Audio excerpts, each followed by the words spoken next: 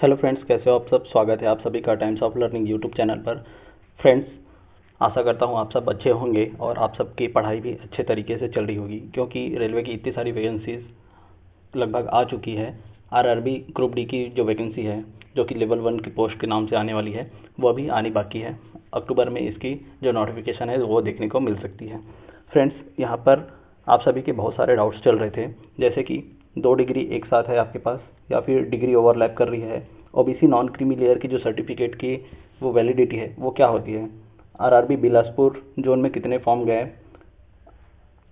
LP के regarding, और RRB technician जो कि बिलासपुर जोन में कितने फॉर्म गए हैं। आरआरबी जेई बिलासपुर में कितने फॉर्म गए हैं। इन सभी सवालों का जवाब लेकर मैं आया हूँ, क्योंकि इन सभी सवालों के जवाब मैंने आरटीआई के थ्रू मंगाए हुए थे। तो देखिए दोस्तों, जो 2 डिग्री एक साथ है और डिग्री ओवरलैप हो रही है, उसके रिगार्डिंग बहुत सारे वैसे तो यूट्यूब पर वीडियोस आपको देखने को मिल जाएंगे, पर उसमें बहुत सारा संशय बना हुआ है, क्योंकि वहाँ पर कोई ऐसा लीगल डॉक्यूमेंट्स या फिर कोई प्रूफ के साथ नहीं बता रहा है। सब अपने अपने एक्सपीरियंस के बेसिस पर बता रहे हैं। हो सकता है वो उनकी जानकारी सही भी हो और बहुत सारे वीडियोस में सही आपको मार्गदर्शन दिया गया हो, या फिर कई जगहों पर ऐसा मिसलीड किया जा रहा है कि आप फॉर्म नहीं भर सकते। ये तमाम तरह की जो परेशानियां आपको फेस करनी पड़ रही हैं, उन सभी सवालों के जवाब मैं इस वीडियो में आपको देने वाला हूं, क्योंकि मैंने इन सभी सवालों की रिगार्डिंग मैंने आरटीआई लगाया हुआ था आरआरबी बिलासपुर पर। तो उन्होंने उनकी ओर से जो आरटीआई का रिप्लाई मेरे को आ चुका है। फ्रेंड्स, वीडियो में आगे बढ़ते हैं और जानते हैं कि इन सभी सवालों का जवाब। देखिए, मैंने आरटीआई लगाया हुआ था। अब यहाँ पर मैंने कुछ जानकारी हाइड करके रखी हुई है due to security reasons, right. अब यहाँ पर देखिए, आरटीआई का जो रजिस्ट्रेशन नंबर है मैंने हाइड कर रखा है। पब्लिक अथॉरिटी मैंने आरआरबी बिलासपुर पर आरटीआई मांगा हुआ था, ठीक है। इसके बाद यहाँ पर नाम आ जाता है मेरा, और यहाँ पर मेल एड्रेस मैंने हाइड कर रखा हुआ है। मैंने पहले बताया सिक्योरिटी रीजंस की वजह से यहाँ पर सब चीज़ें जो हाइड है। और इसके बाद है कंट्री इंडिया, स्टेट छत्तीसगढ़, और स्टेटस जो रूरल और एजुकेशन लिटरेट है ना। फ़ोन नंबर और जो ईमेल आईडी है मैंने हाइड कर रखा हुआ है। आगे चलते हैं। सिटीजनशिप जो इंडिया है, और मैंने मतलब फीस पेमेंट नहीं किया था, यहाँ से बीपीएल कार्ड का नंबर डाला तो वहाँ से ये एक्सेस हो गया, ठीक है। और इशूइंग अथॉरिटी है ना, वो तो बीपीएल कार्ड के रिगार्डिंग है। अब देखिए, यहाँ पर मैंने सवाल किया हुआ है। देखिए, पहला सवाल जो मैंने आपसे पहले ही बोला था, जैसे अपने 2 डिग्री की हुई है। एक रेगुलर है जो कि डिप्लोमा है 2017 से 2020, और जो ग्रेजुएशन है, पहले मैं आपको क्वेश्चन बता रहा हूँ, इसके बाद हम जो आरटीआई रिप्लाई आया है, जो मैंने अभी क्वेश्चन लगाया हुआ था आरटीआई के लिए। देखिए, मैंने क्या बोला था, under RTI act I want to following information, है ना। मैंने आरटीआई एक्ट के थ्रू फॉलोइंग इन्फॉर्मेशन जो नीचे दी गई है उनके बारे में इन्फॉर्मेशन मांग रहा हूँ। तो यहाँ पर क्या होता है, देखिए, ग्रेजुएशन मैंने प्राइवेट किया है 2018 से 21, और यहाँ पे डिप्लोमा किया है 2017 से 20। अब यहाँ पर एक डिग्री है, एक डिप्लोमा है। अब दोनों एक ईयर 17 और उसके बाद 18 में ओवरलैप हो रही है, लेकिन यहाँ पर आपको ध्यान देने वाली बात है, यहाँ पे ये एक रेगुलर है और एक प्राइवेट है, राइट। और so I can apply for RRB CEN number 05 and 06। 05 जो सेंट्रलाइज एम्प्लॉयमेंट नोटिस है, उसमें 05 और 06 जो कि एनटीपीसी ग्रेजुएशन लेवल और अंडर ग्रेजुएशन लेवल दोनों के लिए वैकेंसी आई हुई है।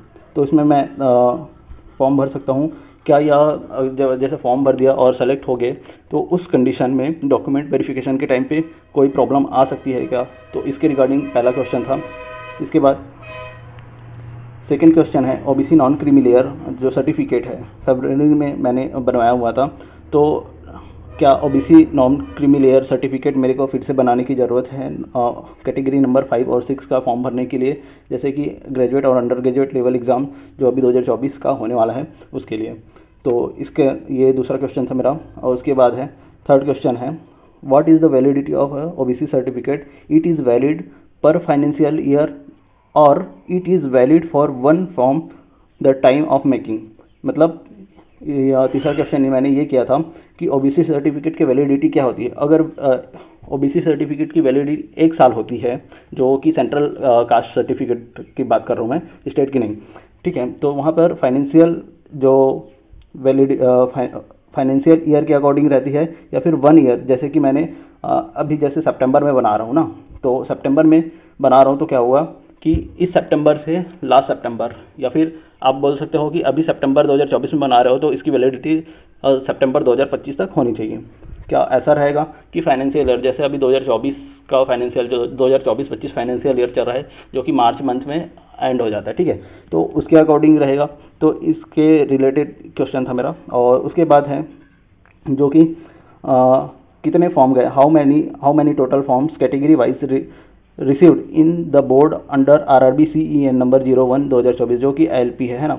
तो कैटेगरी वाइज मैंने जो भी जानकारी थी कितने फॉर्म गए हैं इस बोर्ड में यानी कि आरआरबी बिलासपुर में, उसके रिगार्डिंग जानकारी मांगी थी। और सेम क्वेश्चन मैंने टेक्नीशियन के लिए किया हुआ था और जूनियर इंजीनियर के लिए किया था। इन तीनों कैटेगरी के लिए मैंने इनसे जानकारी मांगी हुई थी। अब आगे चलते हैं वीडियो में और देखते हैं। देखिए आरटीआई रिप्लाई यहाँ पर मैंने स्क्रीनशॉट लेके रखा हुआ है।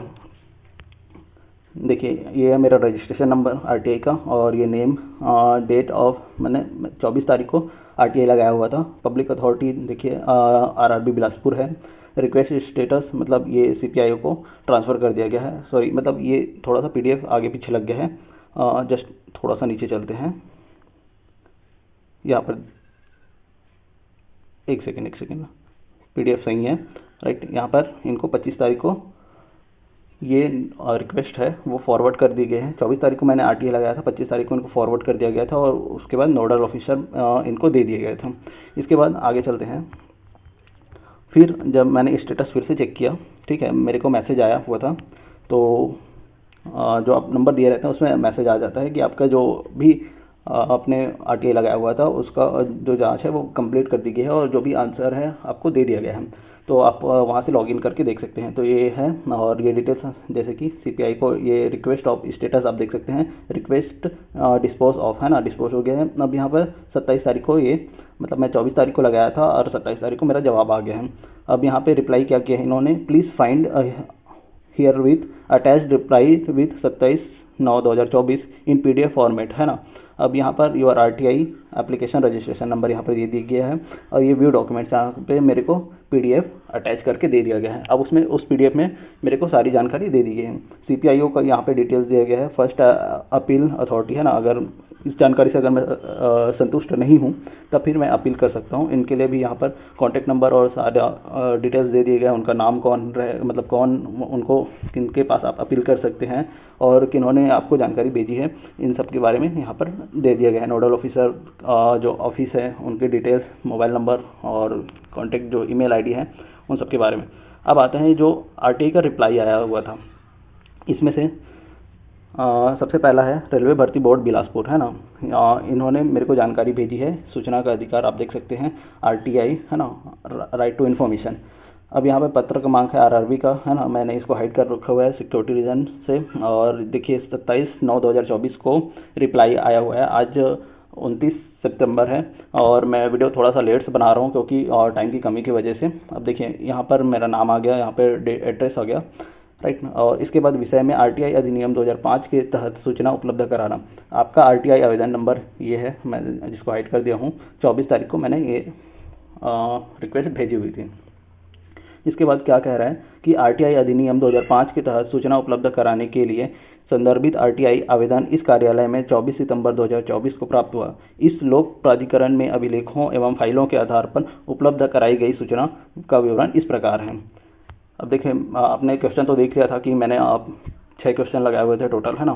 तो पहला क्वेश्चन का आंसर देते हुए क्या बोल रहे हैं, आरटीआई आवेदन में आपने केवल प्रश्न किया है और स्पष्टीकरण मांगा है जो कि आरटीआई अधिनियम के दायरे में नहीं आता। अधिनियम के तहत स्पष्टीकरण, मत या सलाह प्रदान किया जाना अपेक्षित नहीं है तथा प्रश्न का उत्तर जैसे क्यों, क्या, कैसे आदि या प्रश्न पूछना और इनकी व्याख्या जो किसी विशेष चीज के औचित्य के लिए कारण पूछने के समान होगा। इसलिए आरटीआई अधिनियम 2005 के तहत आपके द्वारा चाही गई सूचना प्रदान नहीं की जा सकती। अब इसका मतलब क्या है कि मैंने क्वेश्चन किया था कि जो 2 डिग्री है ओवरलैप हो रही है, चाहे डिप्लोमा हो और ग्रेजुएशन हो वो ओवरलैप हो रही है, चाहे आप प्राइवेट में किए हो या फिर आपने मॉर्निंग क्लास में रेगुलर डिप्लोमा किया हो और इवनिंग में आपने डिस्टेंस मोड में यानी कि प्राइवेट तरीके से आपने कॉलेज की हो और अपना डिग्री ले लिया हो। तो इन सब के बारे में मैंने क्वेश्चन पूछा हुआ था, बट इनके जो दायरे में ये क्वेश्चन नहीं आता, इसलिए ये इनका जवाब नहीं दिए। अब आप क्या कर सकते हैं, अब रेलवे की ओर से तो कोई जवाब नहीं आया, तो आप हो सकता है आप यूजीसी को आप आरटीए लगाकर इसके संबंध में आप जानकारी मांग सकते हैं। वैसे तो मेरा मानना ये है कि इससे कोई प्रॉब्लम नहीं होगा, क्योंकि भाई आपने सेम टाइम पे, हाँ अगर आपने दो डिग्री जो है रेगुलर की है, मतलब आपने डिप्लोमा भी कर लिया और रेगुलर उसी same year financial same year में आपने डिग्री भी कंप्लीट किया है, तब हो सकता है प्रॉब्लम जाए। अगर आपने एक डिस्टेंस मोड में और एक रेगुलर किया हुआ, तो हो सकता है, मतलब हो सकता है क्या, मतलब उसमें कोई प्रॉब्लम नहीं होने वाली, ऐसा मेरा मानना है। अब नेक्स्ट क्वेश्चन की ओर आगे बढ़ते हैं। नेक्स्ट क्वेश्चन था कि जो ओबीसी सर्टिफिकेट है उसकी जो वैधता क्या होती है, और मतलब जो सेंट्रल कास्ट सर्टिफिकेट रहता है ना ओबीसी नॉन क्रीमी लेयर के लिए, उसमें बहुत से बच्चों को डाउट रहता है, तो उसके रिगार्डिंग मैंने क्वेश्चन किया हुआ था। तो उनकी ओर से क्या है कि आरआरबी बिलासपुर द्वारा प्रकाशित अधिसूचना सीईएन नंबर 05/2024 और 06/2024 एनटीपीसी में ओबीसी प्रमाण पत्र संबंधी संपूर्ण जानकारी एवं दिशा निर्देश दिया गया है, जिसका अवलोकन आरआरबी के आधिकारिक वेबसाइट पर जाकर अभ्यर्थी द्वारा या उम्मीदवार द्वारा किया जा सकता है। अब इनका कहना है कि जो आपने क्वेश्चन किया था कि ओबीसी सर्टिफिकेट की वैधता क्या होती है, तो इसके संबंध में जो भी डिटेल्स है वो आपको जो डिटेल्स नोटिफिकेशन है सीएन नंबर 2005 और 2000 मतलब 5/2024 और 6/2024 है ना, तो उसमें दे दिया गया है। अब मैंने वहाँ पर पीडीएफ को देखा, वहाँ पर ऐसा कुछ भी नहीं लिखा हुआ है कि 1 साल के लिए वैलिड है या फाइनेंशियल ईयर के अकॉर्डिंग वैलिड है।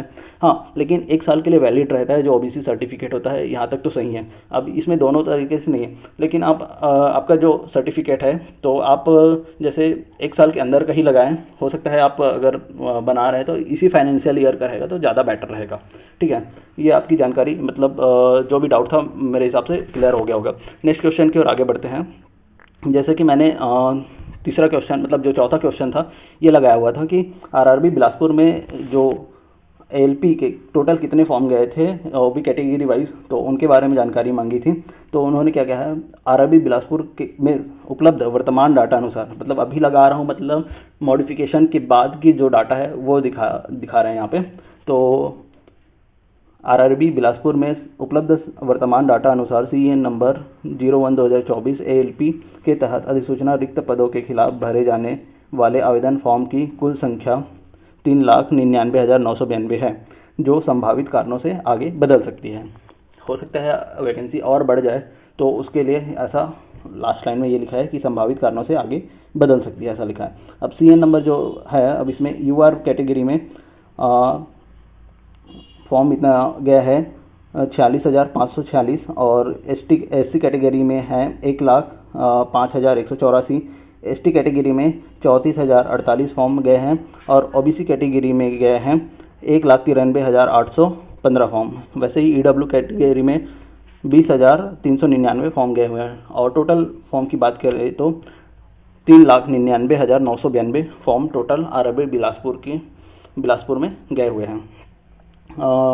यहाँ पर मैंने साथ ही साथ इनके बारे में भी आरटीआई रिप्लाई मांगा हुआ था कि जो टेक्नीशियन है, अब टेक्नीशियन में इस बार 2 कैटेगरी में फॉर्म आए हुए हैं, ग्रेड 1 और ग्रेड 3। तो ग्रेड 1 की यहाँ पर डिटेल्स दिया गया है कि यूआर कैटेगरी में, मतलब टोटल यहाँ पर देखिए ग्रेड 1 लिख दिया है इन्होंने, ग्रेड 1 और ग्रेड 3 के तहत अलग अलग जो फॉर्म भरे गए थे उनकी कुल संख्या 2,42,140 है ना, जो कि संभावित कारणों से इसमें भी लिखा हुआ है। अभी जैसे इसका भी डेट आ चुका है कि मॉडिफिकेशन के लिए अब नए फॉर्म भी भर सकते हैं, तो जाहिर सी बात है वहाँ पे फॉर्म की संख्या और बढ़ जाएगी, है ना, और जो इनका डेटा है वो चेंज हो जाएगा। कई लोग यहाँ से फॉर्म दूसरे जोन में शिफ्ट कर लेंगे और वहाँ से कई बच्चे इस जोन में भी आ जाएंगे, तो इस कारण ये लाइन लिखी हुई है। तो यहाँ पर देखिए ग्रेड 3 है ना, उसमें यूआर कैटेगरी के लिए 26,228 फॉर्म गए हैं, एससी कैटेगरी के लिए 50,062 फॉर्म गए हैं, एसटी कैटेगरी के लिए 13,220 और ओबीसी कैटेगरी के लिए 1,11,658, ईडब्ल्यूएस कैटेगरी के लिए 11,994। इस तरह टोटल फॉर्म गए हुए हैं, 2,13,162 टोटल फॉर्म गए हुए हैं। आगे बात करते हैं सीएन नंबर जो मतलब जो 2024, यानी कि वो वही है कि टेक्नीशियन ग्रेड 1। अब ग्रेड 3 के लिए देख लिया है। अब ग्रेड 1 का जो टोटल फॉर्म गया हुआ था, इसके बारे में जानकारी दी गई है कि 5137 जनरल कैटेगरी के लिए, एससी कैटेगरी के लिए 4897, एसटी कैटेगरी के लिए 2085 और ओबीसी कैटेगरी के लिए 14550, ईडब्ल्यूएस कैटेगरी के लिए 2309 कैटेगरी फॉर्म गए हुए हैं। अब यहाँ पर टोटल फॉर्म गए हुए हैं 28,978। आगे बात करते हैं लास्ट कैटेगरी। मैंने आरआरबी जेई के रिगार्डिंग भी इनसे क्वेश्चन किया था, तो यहाँ पर लिखा हुआ है आरआरबी बिलासपुर में उपलब्ध सर्वत्र उपलब्ध वर्तमान डाटा अनुसार CA नंबर 03/2024 जेईस और CMA कैटेगरी एंड DMS की जो कैटेगरी है के तहत अधिसूचित रिक्त पदों के खिलाफ भरे जाने वाले आवेदन फॉर्म की संख्या 50,353 है, जो संभावित कारणों से आगे बदल सकती है। इसमें भी वही चीज़ लिखा हुआ है और यहाँ पर डिटेल्स दी गई है कैटेगरी वाइज। तो यूआर कैटेगरीज में 10,802 फॉर्म गए हैं, एससी कैटेगरी में गए हैं 9,287 और एसटी कैटेगरी में 4,128, ओबीसी कैटेगरी में 24,123 फॉर्म, ईडब्ल्यूएस कैटेगरी में 2,013 फॉर्म और टोटल फॉर्म गए हुए हैं 50,353। राइट। अब यहाँ पर ये भी इस नोटिस में लिखा हुआ है कि उपयुक्त सूचना के से असंतुष्ट होने की स्थिति में श्री, अब ये लिखा है अशोक बी लाभाने, प्रथम अपीली अधिकारी एवं रेलवे अध्यक्ष भर्ती बोर्ड है ना इनका, और यहाँ पे फ़ोन नंबर और ये मैंने हाइड कर रखा है, को इस पत्र प्राप्ति से 30 दिनों के भीतर अपील कर सकते हैं अगर इस जानकारी से आप संतुष्ट नहीं हैं तो। यहाँ पर उनका सिग्नेचर वगैरह लगा हुआ है।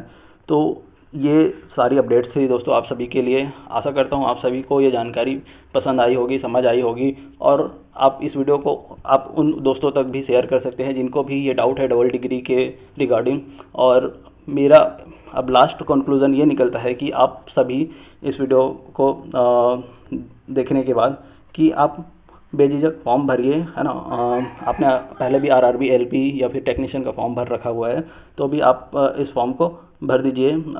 जिसमें भी आपका सिलेक्शन होता है वहाँ पर आप उस डिग्री को शो कर दीजिएगा रेलवे के पास, और आशा करता हूँ कि आपकी ज्वाइनिंग भी हो जाएगी बिना किसी दिक्कत के, है ना। तो वीडियो को यहाँ पर एंड करते हैं। वीडियो को यहाँ तक देखने के लिए आप सभी का बहुत बहुत धन्यवाद। मिलते हैं नेक्स्ट वीडियो में, तब तक के लिए बाय बाय, जय हिंद।